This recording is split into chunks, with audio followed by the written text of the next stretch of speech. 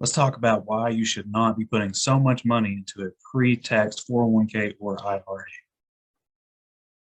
Okay, so let's say you have $10,000 in your checking account today, and 30 years later, at a 0.06% interest rate, you will have $10,181.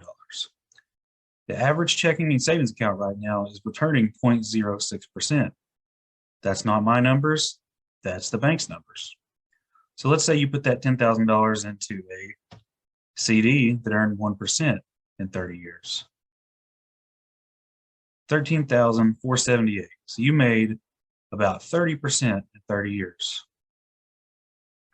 Let's say you turn and put that into a whole life insurance contract. 24,272. And this is just $10,000. The average index universal life policy has returned 7.2% over the last 100 years. 80,000. You can 8x your investment over 30 years by just changing the vehicle you use. Let's go ahead and put $100,000. 100,000, 800,000. Now, some people will say, I started an IRA or 401k with my business or my job. In 40 years of 10% interest, you will have an account balance of $2.65 million. And that's if you stay steady with $500 a month. Now that's $250 from you, $250 from your employer. That's great. It really is. Now let's say you have $2.65 million, and most financial advisors will say only use 4% per year of that money to not run out of money. It's called the 4% rule. Well, because of inflation and everything going on, 4% rule is technically the 3.3% rule now. So $106,000. That's a lot of money for, where I live. But let's say $106,000 is about what you made.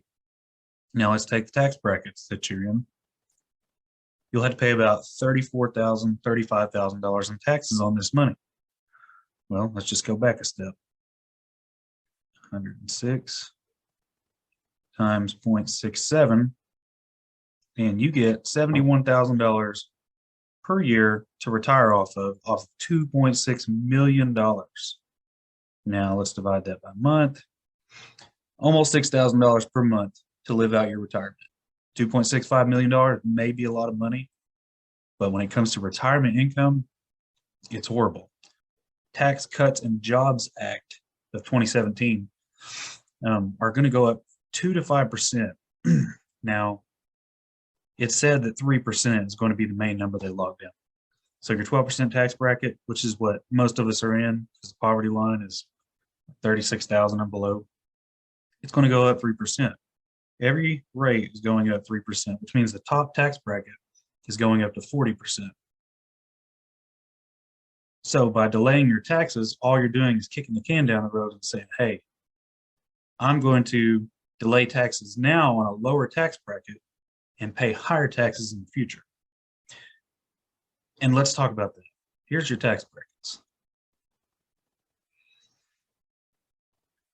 As of today, if you're single and you make that poverty line right here, about $36,000, you're going to be taxed on 12% tax bracket. So if you make a penny over $40,525, that 1 penny is taxed at 22%. That doesn't mean that your entire $40,526.01 is taxed at 22%. It's one thing that HR doesn't tell you, and they might not even know. So let's do the math one more time. Let's say you make $86,000 a year. And to keep us in that tax bracket, we'll minus 4525. So 45,475 of that money will be taxed by 22%. So 7, 8. You'll pay $10,000 taxes just on this little span. You're going to pay 12% on this span and 10% on that. So if any of this resonates with you and you think, hey, let's get out of this pre-tax nonsense and get into post-tax. Because let's say you have, just $600,000. So let's say you had $600,000 and you were returning 7.2% annually. $83,000 is how much money, tax-free, no taxes, that's out the door that you can live off of every year with a post-tax contribution to a cash value life insurance. See, on that $1.6 million or $2.6 million, we were only living off $6,000 per month after tax. Well, with $600,000, because we're not paying taxes, we can live off $7,000 per month. If any of that resonates with you, follow me, go to my website. I can't say it or I'll get blocked, but go to my website and book an appointment.